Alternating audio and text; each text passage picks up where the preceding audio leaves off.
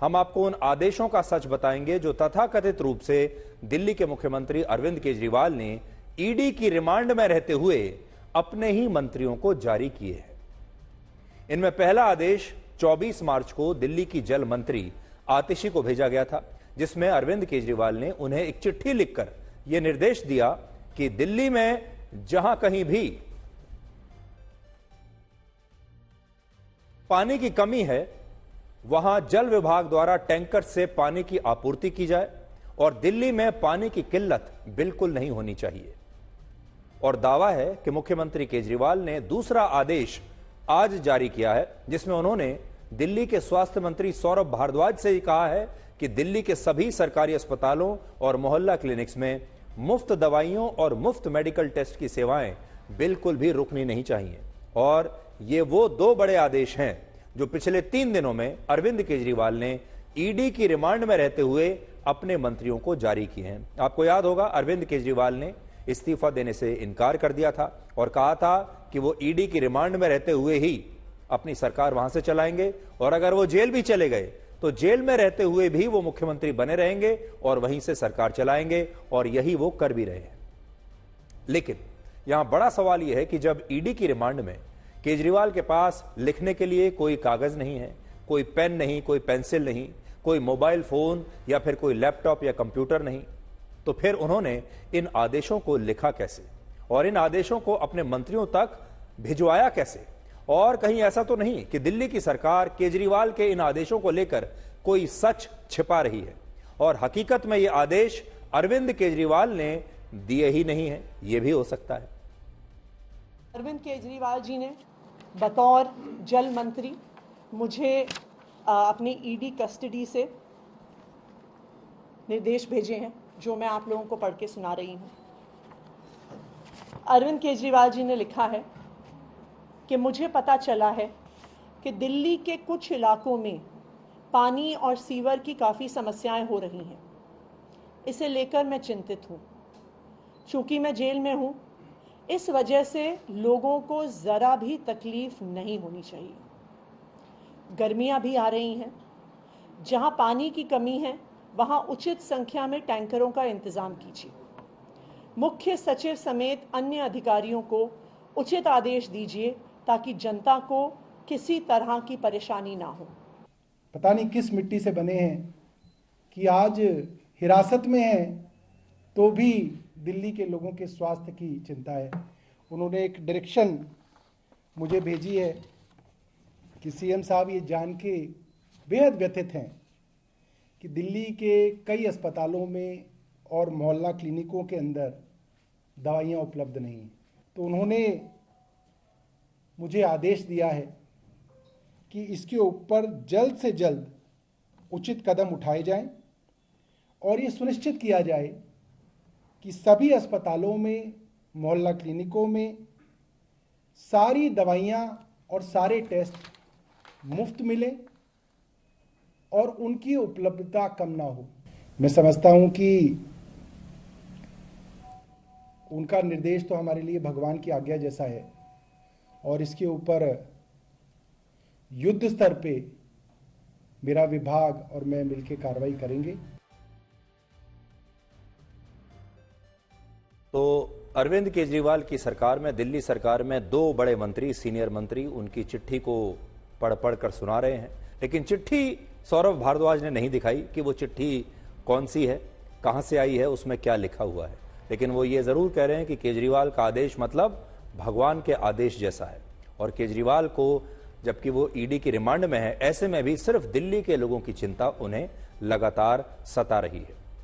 दिल्ली सरकार में मंत्री आतिशी ने अपने मुख्यमंत्री अरविंद केजरीवाल के आदेश की जो चिट्ठी दिखाई थी, उस चिट्ठी पर अरविंद केजरीवाल के हस्ताक्षर नहीं थे और इसीलिए अब यह सवाल उठ रहा है कि क्या वाकई में अरविंद केजरीवाल ने ऐसा कोई आदेश जारी किया भी है या नहीं, या फिर यह एक झूठ भी हो सकता है। मैं बड़ी स्क्रीन पर आपको दिखाता हूं, आप देखिए, यह वो चिट्ठी है जिसे पढ़कर आतिशी प्रेस को सुना रही थी, पूरी दुनिया को सुना रही थी।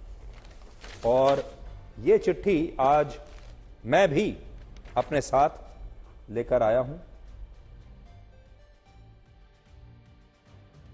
खास बात यह है कि इस चिट्ठी में अरविंद केजरीवाल के हस्ताक्षर नहीं है। आप देखिए, मैं भी आपको कुछ पढ़कर सुना देता हूं इस चिट्ठी में क्या लिखा है। देखिए, इस चिट्ठी में सबसे ऊपर अगर आप देखेंगे, office of the chief minister government of NCT of Delhi, ये इसमें लिखा हुआ है सबसे ऊपर। कॉपी आपके स्क्रीन पर भी चल रही है। तो ये लेटर हेड आखिर केजरीवाल के पास कहां से आया, जबकि वो ईडी की हिरासत में है, रिमांड में है। और जब कोई व्यक्ति रिमांड में होता है तो उसे कागज, पेन या कोई फाइल या इस तरह की कोई चीज उसके आसपास भी नहीं होती। अब वो ये भी कह रहे हैं कि मुझे पता चला है कि दिल्ली के कुछ इलाकों में पानी और सीवर की काफी समस्याएं हो रही हैं। इसे लेकर मैं चिंतित हूं, क्योंकि मैं जेल में हूं। इस वजह से लोगों को जरा भी तकलीफ नहीं होनी चाहिए। गर्मियां भी आ रही हैं। और फिर आगे चलकर उन्होंने अपना पूरा आदेश दिया है और जनता की समस्याओं का तुरंत समाधान होना चाहिए और जरूरत पड़ने पर उपराज्यपाल महोदय का भी सहयोग लें, ऐसा वो कह रहे हैं। और केजरीवाल जी का जहां पर नाम लिखा हुआ है, नाम तो लिखा है लेकिन यहां हस्ताक्षर नहीं है। एक सवाल यह भी है कि उन्हें जेल में रहते हुए, जैसा कि वो दावा कर रहे हैं, हालांकि वो जेल में है नहीं, वो ईडी की रिमांड में है, अभी जेल तो गए नहीं है, लेकिन वहां पर भी उन्हें कैसे पता चल रहा है कि दिल्ली के किन किन इलाकों में पानी और सीवर की समस्याएं हो रही है? किसने बताया? सूत्रों के मुताबिक अब ईडी ने भी इस पूरे मामले की जांच शुरू कर दी है और इसमें 3 नई बड़ी बातों का खुलासा हुआ है। पहली बात यह पता चली कि ईडी मुख्यालय में सरकार से संबंधित किसी भी फाइल को अंदर नहीं ले जाया जा सकता। लेकिन सोचिए, इसके बावजूद केजरीवाल को ईडी की रिमांड में यह कैसे पता चला कि दिल्ली के सरकारी अस्पतालों और मोहल्ला क्लिनिक्स में मुफ्त दवाइयां खत्म हो रही है। दूसरी बात, ईडी की रिमांड में केजरीवाल हर रोज शाम को 7 बजे सिर्फ अपने वकीलों से और अपने परिवार से मिल सकते हैं। परिवार और वकील के अलावा किसी से नहीं मिल सकते। लेकिन उन्हें अपनी पार्टी के नेताओं और सरकार के किसी भी मंत्री से मिलने की बिल्कुल कोई इजाजत नहीं है। बड़ी बात यह है कि वो अपने वकीलों और परिवार को भी सरकार के किसी आदेश के बारे में नहीं बता सकते। अगर वो ऐसा करते हैं तो यह भी एक कानूनन अपराध माना जाएगा। अगर वकील भी ऐसा कर रहा है कि वो सारे इंस्ट्रक्शन लेकर आगे पास ऑन कर रहा है या कोई चिट्ठी का आदान प्रदान कर रहा है, तो वकील के खिलाफ भी कार्रवाई हो सकती है। आज ही इस मामले में दिल्ली के उपराज्यपाल वीके सक्सेना को एक शिकायत भेजी गई है, जिसमें लिखा है कि इस देश में किसी भी व्यक्ति को रिमांड में रहते हुए कोई भी सरकारी आदेश जारी करने या किसी भी तरह की चिट्ठी लिखने की इजाजत नहीं है। इस मामले में भी केजरीवाल ऐसा नहीं कर सकते। लेकिन दिल्ली सरकार के मंत्रियों का दावा है कि अरविंद केजरीवाल अभी ईडी की रिमांड में रहते हुए अपनी सरकार चला रहे हैं और यह दावा ऐसा है कि इससे पार्टी में आम आदमी पार्टी की सरकार बर्खास्त भी हो सकती है। लोग अब यह बात पूछ रहे हैं।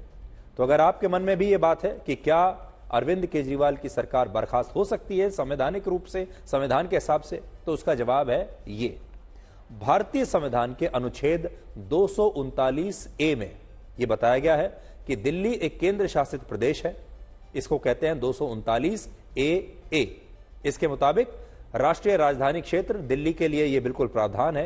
यह केंद्र शासित प्रदेश है जहां दिल्ली सरकार को शासन के संदर्भ में अलग अलग अधिकार और शक्तियां दी गई हैं, संवैधानिक शक्तियां। लेकिन इसी अनुच्छेद के खंड AB में उपराज्यपाल को यह अधिकार दिया गया है कि वो विशेष परिस्थितियों में राष्ट्रपति को दिल्ली से अनुच्छेद 239AA को हटाने का अनुरोध कर सकते हैं और अगर राष्ट्रपति इस अनुरोध को स्वीकार कर लेते हैं तो इससे दिल्ली की सरकार बर्खास्त हो सकती है और उपराज्यपाल को दिल्ली के शासन की जिम्मेदारी मिल सकती है। अभी दिल्ली में ऐसी ही स्थितियां बनती हुई दिखाई दे रही हैं।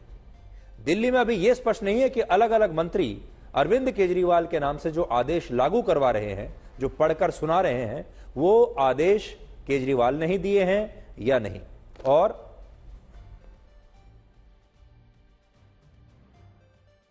और ये एक ऐसी स्थिति है जिसमें मुख्यमंत्री को मिलने वाले अधिकारों और उनकी संवैधानिक शक्तियों के दुरुपयोग की आशंका भी बन जाती है।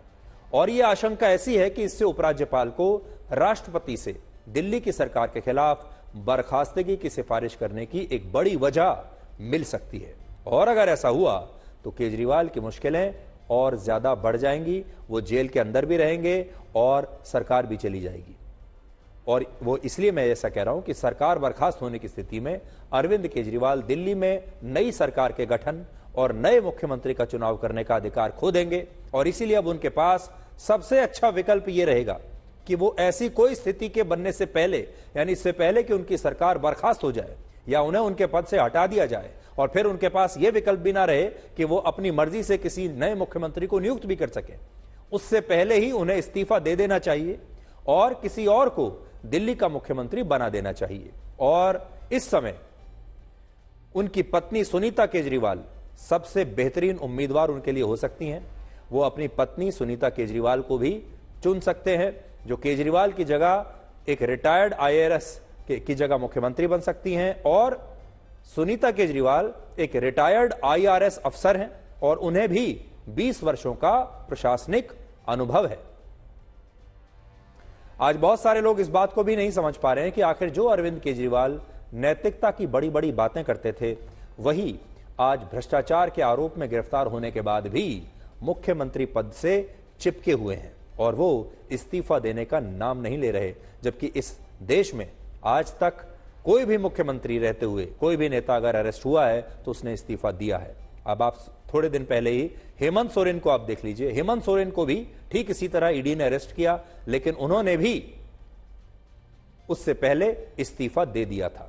लेकिन केजरीवाल कुर्सी से चिपके हुए हैं। उसका एक कारण यह हो सकता है कि अगर अरविंद केजरीवाल ने इस्तीफा दे दिया तो इसके बाद उन्हें दिल्ली का वो मुख्यमंत्री आवास भी खाली करना पड़ेगा जिस पर लगभग 50 करोड़ रुपए से ज्यादा खर्च हुए थे, और यह सरकारी बंगला एक शानदार महल में तब्दील हो गया था जिसमें आज केजरीवाल रहते हैं। और आज अगर केजरीवाल ने मुख्यमंत्री का पद छोड़ दिया तो उन्हें और उनके परिवार को यह महल जैसा घर भी खाली करना पड़ेगा।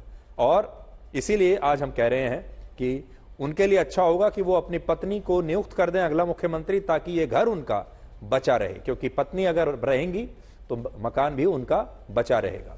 इसके अलावा अरविंद केजरीवाल के इस्तीफा नहीं देने के पीछे 3 और बड़े कारण हो सकते हैं और ये राजनीतिक कारण है। उनकी रणनीति सुनिए क्या हो सकती है।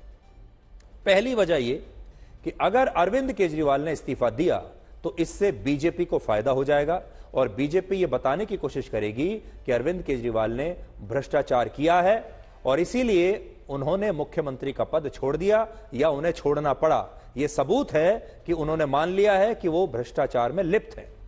दूसरा, दिल्ली सरकार का कार्यकाल अब सिर्फ 11 महीने का बचा है। ध्यान दीजिएगा आप इस बात पर, कार्यकाल इस सरकार का सिर्फ 11 महीने का बचा है और उसमें भी अगर लोकसभा और विधानसभा के दौरान लागू होने वाली आचार संहिता का समय हटा दिया जाए तो मुश्किल से दिल्ली में केजरीवाल की सरकार के पास 6 महीने के आसपास बचते हैं काम करने के लिए, सिर्फ 6 महीने। और केजरीवाल इस बात को अच्छी तरह से जानते हैं कि अगर उनकी जगह किसी और को मुख्यमंत्री बनाया गया तो फरवरी 2025 में होने वाले विधानसभा चुनाव नए मुख्यमंत्री के चेहरे पर होंगे और केजरीवाल ऐसा बिल्कुल नहीं चाहेंगे। तीसरा, केजरीवाल यह भी जानते हैं कि अगर उपराज्यपाल ने उनकी सरकार को बर्खास्त किया तो आने वाले चुनाव में उन्हें लोगों की सहानुभूति मिलेगी और वो लोगों से यह कह पाएंगे कि उपराज्यपाल ने बीजेपी के कहने पर लोगों की चुनी हुई सरकार को हटा दिया। वो बताएंगे कि कैसे हमारे पास 70 में से 62 विधायक थे, इतनी जबरदस्त बहुमत के बावजूद हम जब चुनकर आए तो कैसे हमारी सरकार को पहले केजरीवाल को अरेस्ट किया और फिर सरकार को बर्खास्त कर दिया। यानी एक नहीं बल्कि 2 कारण मिल जाएंगे सहानुभूति के। तो अगर इस हिसाब से देखें तो केजरीवाल बिल्कुल इस्तीफा नहीं देंगे और वो इंतजार करेंगे कि दिल्ली के उपराज्यपाल उनकी सरकार को बर्खास्त करें। शायद वो खुद भी यही चाहते होंगे कि उनकी सरकार बर्खास्त हो जाए ताकि लोगों की सहानुभूति उनके सामने उनके साथ आ जाए। लेकिन वो ये भी जानते हैं कि जब मनीष सिसोदिया गिरफ्तार हुए थे तो उस दिन बहुत हल्ला मचा था, कुछ दिन तक हेडलाइन चलती रही थी, लेकिन आज लोग मनीष सिसोदिया को भी भूल चुके हैं और ऐसा ही केजरीवाल के साथ भी हो सकता है। आज हर जगह उनके बारे में बात हो रही है, लेकिन हर रोज ऐसा नहीं होगा। धीरे धीरे जब कुछ हफ्ते बीत जाएंगे, कुछ समय बीत जाएगा, लोग भूल जाएंगे, लोग आगे बढ़ जाएंगे, यहां तक कि उनकी पार्टी के अपने नेता भी आगे बढ़ सकते हैं। एक और जो धक्का लगा है केजरीवाल को वो ये कि उन्होंने ये सोचा था कि जब उनकी गिरफ्तारी होगी तो दिल्ली की जनता सड़कों पर आ जाएगी, दिल्ली की जनता विरोध प्रदर्शन करेगी और दिल्ली में हाहाकार मच जाएगी, ऐसा उन्होंने उम्मीद की थी।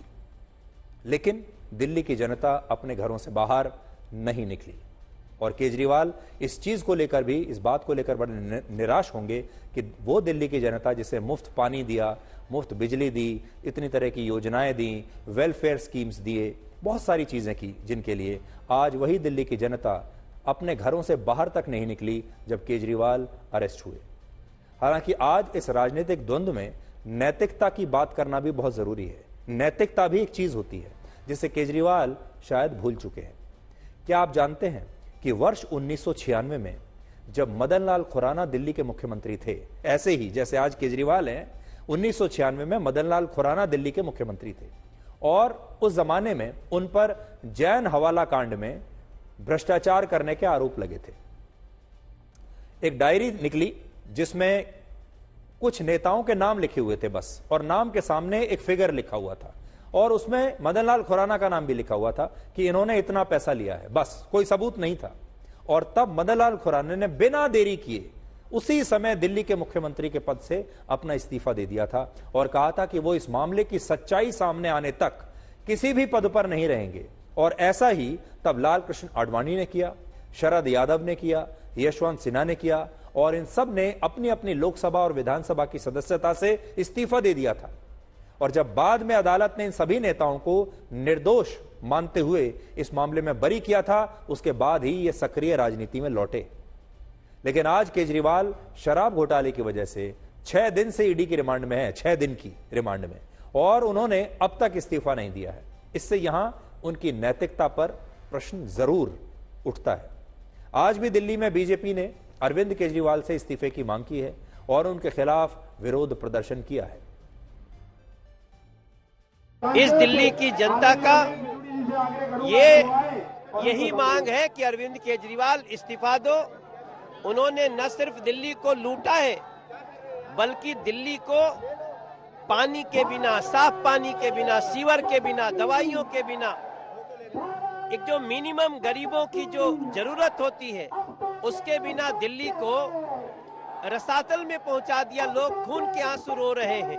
ऐसे अरविंद केजरीवाल इस्तीफा दो। आज दिल्ली की जनता सड़कों पे है। पिछले महीने आम आदमी पार्टी के नेताओं ने यह बात कही थी कि जिस दिन केजरीवाल की गिरफ्तारी होगी उस दिन देश की सड़कों पर सुनामी आ जाएगी, हर ईमानदार व्यक्ति सड़कों पर उतर आएगा। लेकिन दिल्ली में तो ऐसा कुछ दिखाई नहीं दिया और दिल्ली की सड़कों पर सुनामी नहीं आई, बल्कि दिल्ली की सड़कें सूनी पड़ी हैं। आरोप है कि इसी बात से परेशान होकर अब कुछ लोग ये अफवाह फैला रहे हैं कि दिल्ली में अरविंद केजरीवाल के गिरफ्तार होने से लोगों को जो मुफ्त बिजली और पानी अभी मिल रहा है और जो दूसरी योजनाओं में उन्हें सब्सिडी मिल रही है वो सब कुछ बंद हो जाएगा। और ये अफवाह फैलाकर लोगों को उकसाने की कोशिश हो रही है ताकि वो सड़कों पर आ जाए। यानी दिल्ली में एक ये भ्रम पैदा करने की कोशिश हो रही है कि केजरीवाल अगर अरेस्ट हो गए और अगर वो जेल चले गए तो उन्होंने जो भी योजनाएं दिल्ली के लोगों के लिए शुरू की थी, मुफ्त वाली योजनाएं, ये सब बंद हो जाएंगी। और केजरीवाल साहब जिस तरह के आदेश पारित कर रहे हैं, जिस तरह के आदेश ईडी में रिमांड में रहते हुए वो भेज रहे हैं, उससे भी वो यही एक माहौल पैदा करने की कोशिश कर रहे हैं कि उन्हें ऐसा डर है कि ये योजनाएं कहीं खत्म ना हो जाएं और इसीलिए वो अपने मंत्रियों को कह रहे हैं कि नहीं, आप इन योजनाओं को ठीक से लागू कीजिए। उन्हें बड़ी चिंता है दिल्ली के लोगों की। जब ये सारी अफवाहें फैलने लगी तो दिल्ली के योजना विभाग ने ऐसी खबरों का खंडन किया है और आज उन्होंने एक नोट जारी किया है और वो नोट बड़ा महत्वपूर्ण है। इसमें कहा है कि ये तमाम जो वेलफेयर स्कीम्स हैं दिल्ली के लोगों के लिए, ये किसी एक व्यक्ति से संबंधित नहीं है, ये किसी एक व्यक्ति की पर्सनल प्रॉपर्टी नहीं है और इन वेलफेयर स्कीम्स के लिए जो फंड आता है वो दिल्ली के बजट से आता है, सरकार से आता है। और इसलिए केजरीवाल की गिरफ्तारी से दिल्ली में लोगों को मिलने वाली कोई भी सब्सिडी बंद नहीं होगी, ना ही कोई कल्याणकारी योजना जो उन्होंने शुरू की थी वो बंद होगी और ना ही कोई पेंशन बंद होगी। तो government of NCT of Delhi planning department ने ये जो है नोट जारी किया है। Social welfare funds are neither the personal property of any individual or political entity nor funded by an individual or entities personal money. तो यहां केजरीवाल ये बताने की कोशिश कर रहे हैं जैसे कि ये जो सारी योजनाएं चल रही हैं ये वो खुद चला रहे हैं और अपनी जेब से पैसा भर रहे हैं।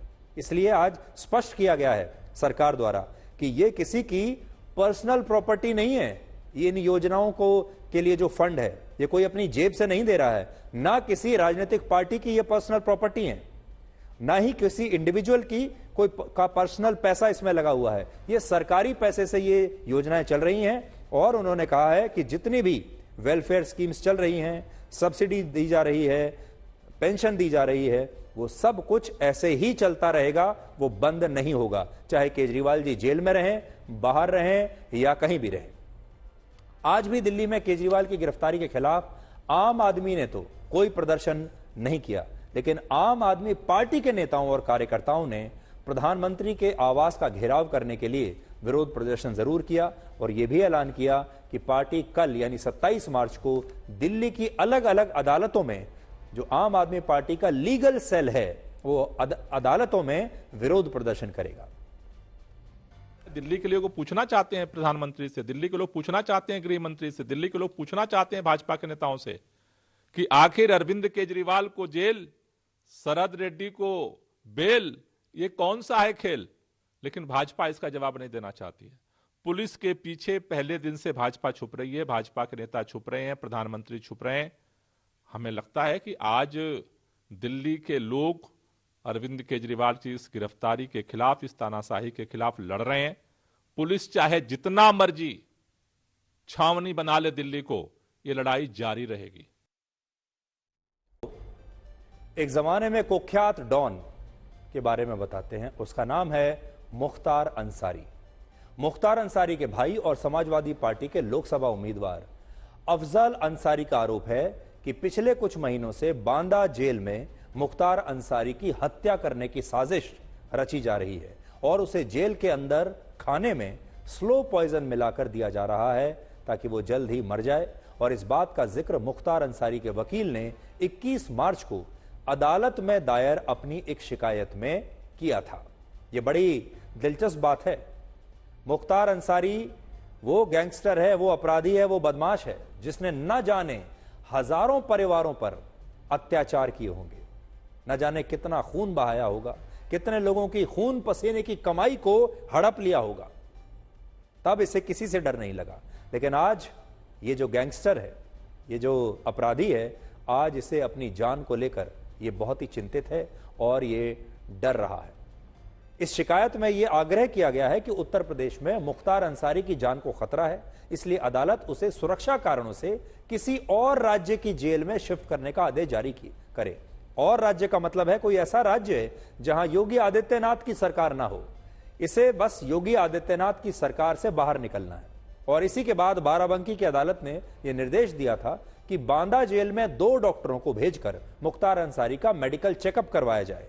और जैसा कि कोर्ट ने कहा वैसा हुआ भी। 2 डॉक्टर गए जेल में और उन्होंने इसका मेडिकल चेकअप किया मुख्तार अंसारी का।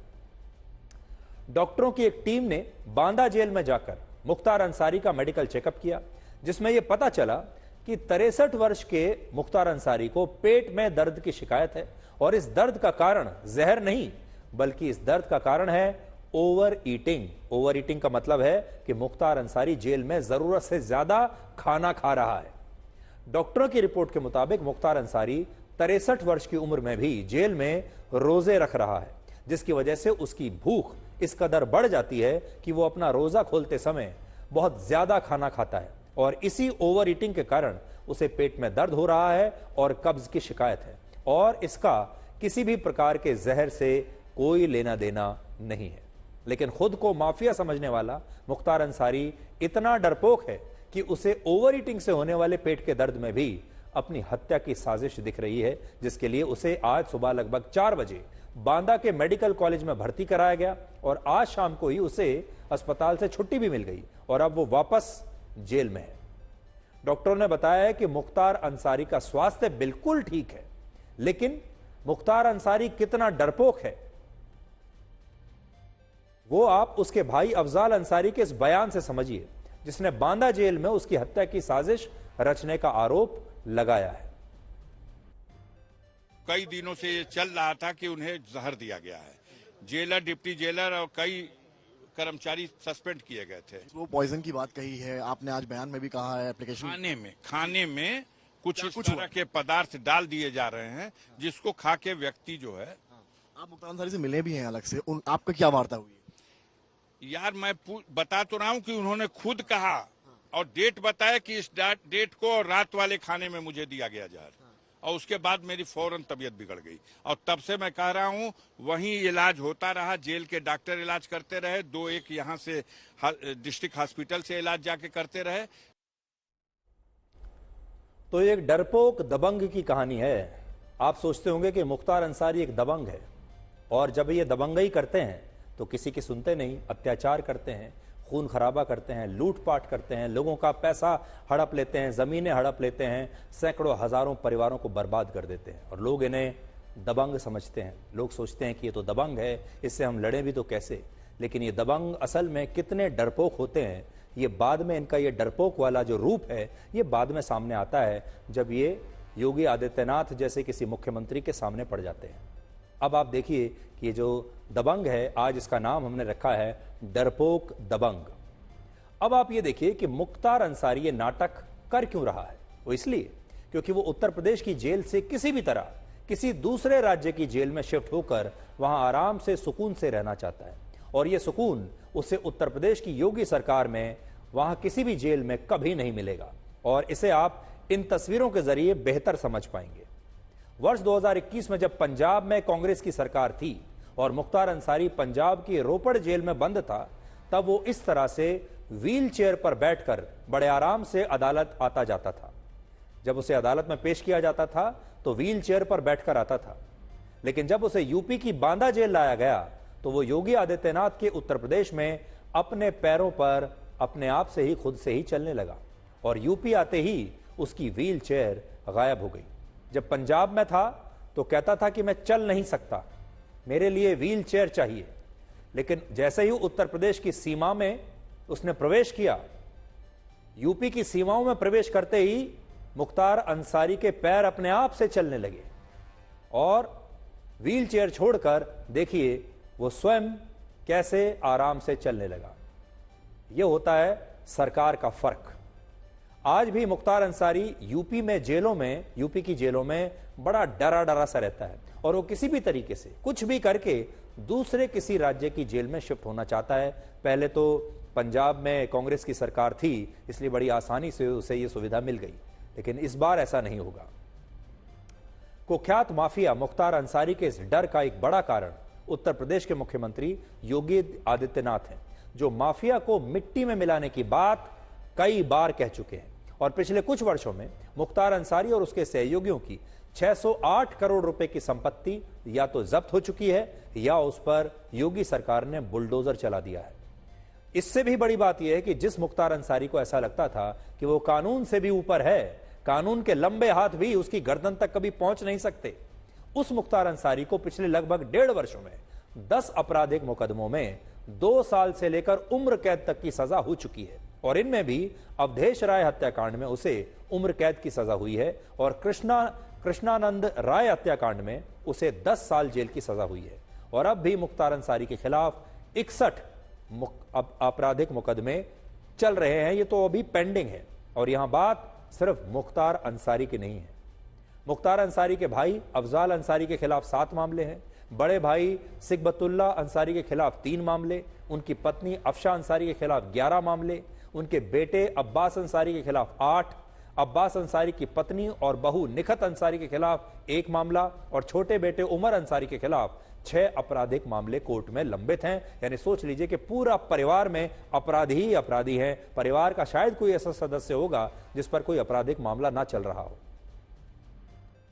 जैसे हमारे देश में कई बार कहते हैं ना कि ये वकीलों का परिवार है, ये डॉक्टरों का परिवार है, ये आईएएस अधिकारियों का परिवार है। बहुत सारे परिवार होते हैं या बहुत सारे लोगों का एक खानदानी पेशा होता है। जैसे हमारे यहाँ फिल्म इंडस्ट्री में अगर आप देखेंगे तो कोई एक्टरों का परिवार है। इस तरह से यहाँ अगर आप देखेंगे तो ये बहुत फक्र से कह सकते हैं कि अपराधियों का परिवार है। लेकिन दुख की बात यह है कि जिस मुख्तार अंसारी के परिवार पर इतने सारे आपराधिक मामले दर्ज हैं, उसके भाई अफजाल अंसारी को अखिलेश यादव की समाजवादी पार्टी ने उत्तर प्रदेश की गाजीपुर लोकसभा सीट से अपना उम्मीदवार बनाया है, जबकि पिछले साल ही अदालत ने बीजेपी के विधायक कृष्णानंद राय की हत्या के मामले में उसे दोषी माना था और उसे गैंगस्टर एक्ट में 4 साल की जेल की सजा हुई थी। लेकिन अखिलेश यादव ने मुख्तार अंसारी के इसी भाई को मुस्लिम वोटों की सोशल इंजीनियरिंग के लिए लोकसभा का टिकट दे दिया और यह उनकी पार्टी ने पहली बार नहीं किया है। सच्चाई है कि मुस्लिम वोट बैंक की सोशल इंजीनियरिंग के लिए समाजवादी पार्टी और बहुजन समाज पार्टी ने 2 कुख्यात अपराधियों को माफिया से नेता बना दिया, जिनमें समाजवादी पार्टी ने अतीक अहमद को राजनीतिक संरक्षण दिया और मायावती की बहुजन समाज पार्टी ने मुख्तार अंसारी को राजनीतिक संरक्षण दिया। वर्ष 1996 में जब अतीक अहमद ने पहली बार समाजवादी पार्टी के टिकट पर विधानसभा का चुनाव लड़ा, उसी समय मुख्तार अंसारी की भी राजनीति में एंट्री हुई थी और मुख्तार अंसारी की राजनीति में लाने वाली कोई और नहीं बल्कि स्वयं मायावती थी। मायावती की पार्टी ने वर्ष 1996 में मुख्तार अंसारी को विधानसभा चुनाव में अपना उम्मीदवार बनाया और इसी तरह मुख्तार अंसारी ये चुनाव जीतकर अपराधी से नेता बन गया और इसके बाद वो भारत के लोकतंत्र में मौजूद खामियों का लगातार फायदा उठाता चला गया। 2008 में जब उसने योगी आदित्यनाथ पर जानलेवा हमला करवाया तो उसके खिलाफ तब भी कोई कार्रवाई नहीं हुई, क्योंकि तब तक राज्य में मायावती की सरकार आ चुकी थी और शायद मायावती ने मुख्तार अंसारी को इस हमले का इनाम लोकसभा चुनाव का टिकट देकर इस रूप में दिया। 2009 में मुख्तार अंसारी ने वाराणसी से बीएसपी के टिकट पर लोकसभा का चुनाव लड़ा, लेकिन इन चुनावों में वो बीजेपी के नेता मुरली मनोहर जोशी से 18,000 वोटों से हार गया था। इससे भी ज्यादा दुख की बात यह है कि मुख्तार अंसारी 2005 से लगातार जेल में है और उसके खिलाफ 60 से ज्यादा आपराधिक मुकदमे दर्ज हैं। इसके बावजूद मुख्तार अंसारी जेल के अंदर रहते हुए 3 बार विधानसभा का चुनाव जीत चुका है और आज उसका बेटा अब्बास अंसारी भी जमानत पर बाहर है और वो मऊ सीट से विधायक है और उसका भाई अफजाल अंसारी अब फिर से समाजवादी पार्टी से लोकसभा का चुनाव लड़ रहा है।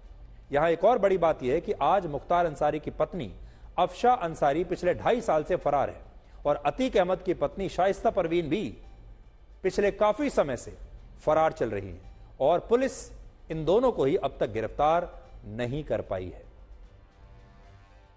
तो अपराधी कैसे इस देश में आज भी कोशिश करते हैं। योगी आदित्यनाथ जैसे जो मुख्यमंत्री हैं वो चाहते हैं कि उन पर कड़ी कानूनी कार्रवाई हो, लेकिन साथ ही विपक्षी दलों के कई नेता इन लोगों से मिल जाते हैं और इन्हें डिस्काउंट का ऑफर देते हैं। अब हम आपको यह बताएंगे कि जब से बीजेपी ने कंगना रनौत को लोकसभा चुनाव में अपना उम्मीदवार बनाया है, तब से उनके विरोधी कंगना को कैरेक्टर सर्टिफिकेट बांटने में लगे हैं और पिछले 24 घंटों से पूरे देश में कंगना रनौत की चर्चा चल रही है और उनकी तस्वीरों की चर्चा चल रही है और कंगना की फिल्मों की कुछ बोल्ड तस्वीरों को, उनकी कुछ पुरानी तस्वीरों को आपत्तिजनक भाषा के साथ सोशल मीडिया पर पोस्ट किया जा रहा है और उनके चरित्र को लेकर अभद्र टिप्पणियां की जा रही हैं। ऐसा करने वालों में हमारी देश की महिला नेता खुद शामिल है और कांग्रेस पार्टी के नेता सुप्रिया श्रीनेत ने कंगना की कुछ तस्वीरों पर एक आपत्तिजनक टिप्पणी की। हालांकि आज हम यहां कांग्रेस और बीजेपी की बात नहीं करना चाहते, बल्कि यहां हम बड़ा प्रश्न यह उठाना चाहते हैं कि चाहे राजनीति हो, कोई दफ्तर हो, कोई गली मोहल्ला हो, हमारे देश में हमेशा महिलाओं को कमजोर करने के लिए सबसे पहले उनके चरित्र पर सवाल उठाया जाता है, जबकि पुरुषों पर कभी इस तरह की टिप्पणी नहीं की जाती उनके चरित्र पर।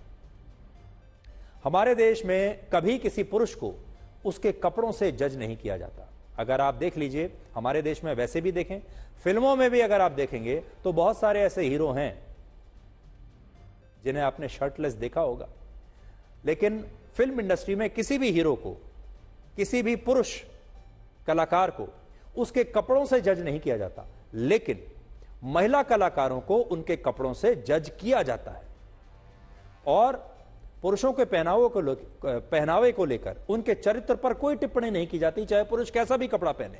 आपने भी देखा होगा, जब किसी फिल्म में कोई एक्टर अपनी शर्ट उतारता है तो ऐसे सीन को देखकर सिनेमा हॉल में बैठे लोग तालियां बजाते हैं और कभी उस एक्टर के चरित्र पर टिप्पणी नहीं की जाती। लेकिन जब कोई लड़की अपने पसंद के कपड़े पहनकर अपने घर से बाहर जाती है तो समाज ऐसी लड़कियों और महिलाओं को एक अलग चश्मे से देखता है और हमारे देश में कदम कदम पर महिलाओं को कैरेक्टर सर्टिफिकेट बांटने वाले खड़े हैं और ये आज से नहीं हो रहा, जमाने से हो रहा है। हजारों वर्षों में ऐसी न जाने कितनी घटनाएं आपको मिलेंगी जिनमें महिलाओं को कमजोर करने के लिए सबसे पहले उनके चरित्र पर हमला किया जाता है। और यह रामायण काल में सीता जी के साथ हुआ था, जिन्हें अग्नि परीक्षा देनी पड़ी।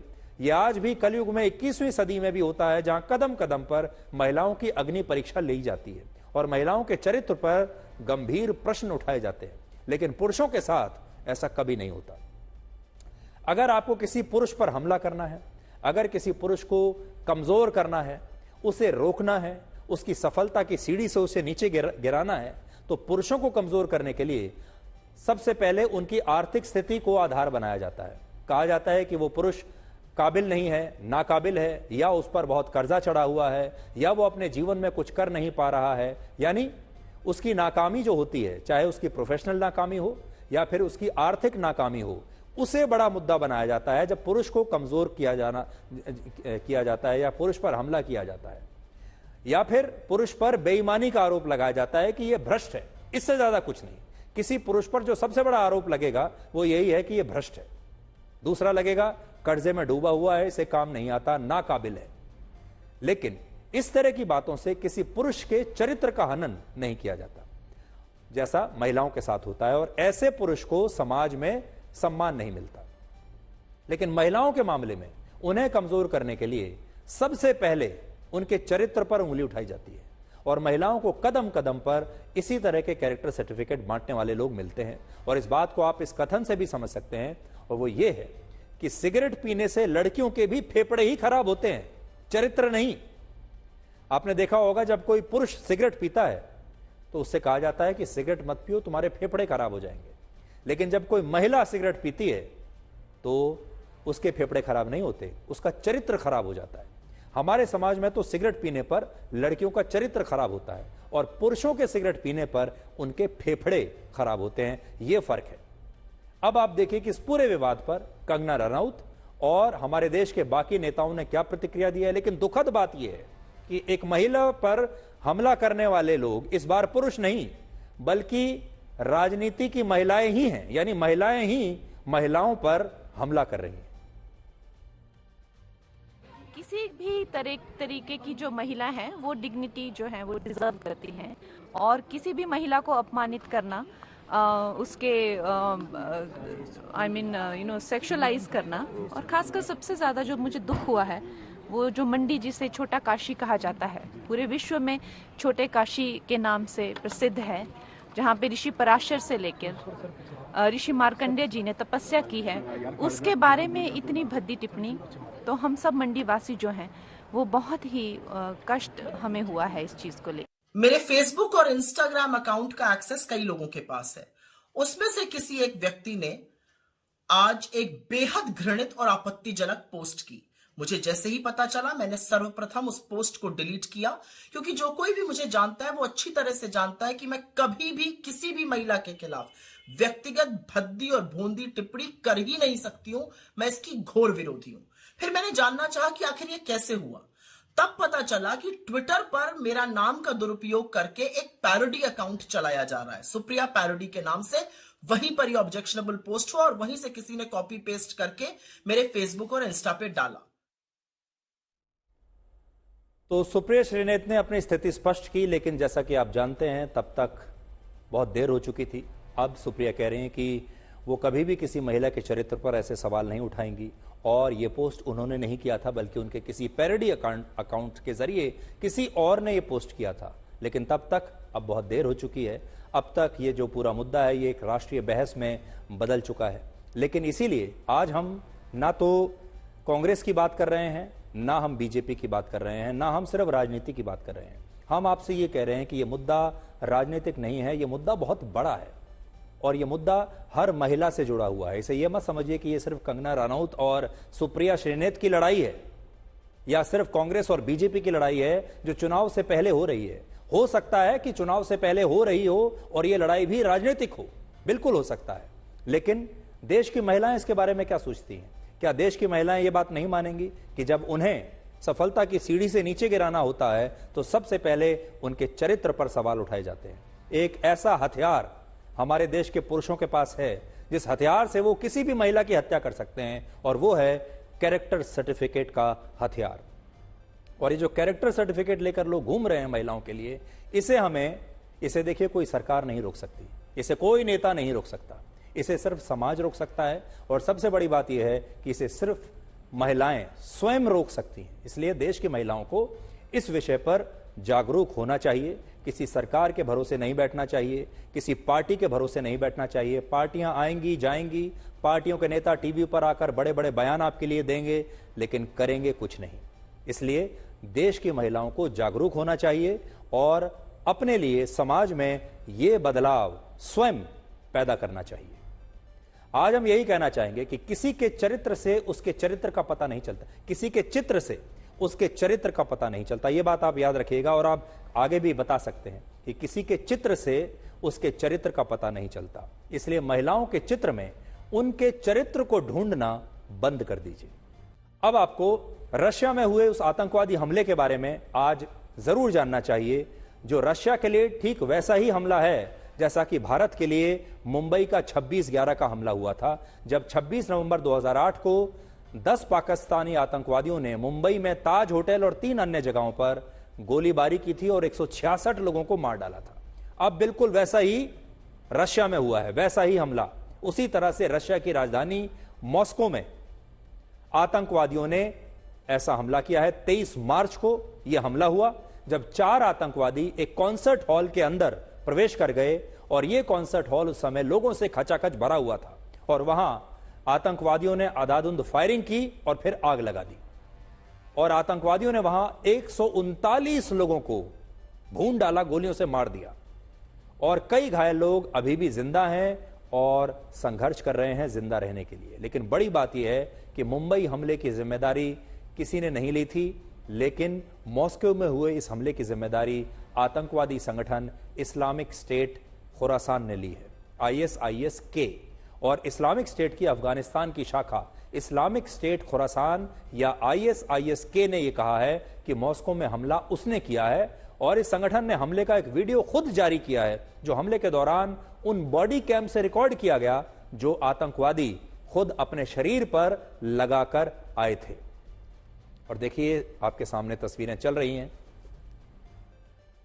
उन्होंने इस हमले को ठीक उसी तरह से रिकॉर्ड किया जिस तरह से हमास के आतंकवादियों ने पिछले साल इजराइल में एक म्यूजिक फेस्टिवल पर हमला करते हुए किया था और उस हमले का वीडियो भी तब बनाया और जारी किया। तो आजकल एक बड़ी चीज अगर आप देखेंगे, अब जो आतंकवादी हमला करते हैं वो आतंकवादी अपने साथ वीडियो कैम भी लेकर आते हैं और उस हमले को शूट करते हैं, रिकॉर्ड करते हैं और फिर वो संगठन बड़े शान से इन वीडियोस को सोशल मीडिया पर जारी करता है और कहता है कि यह हमने किया है।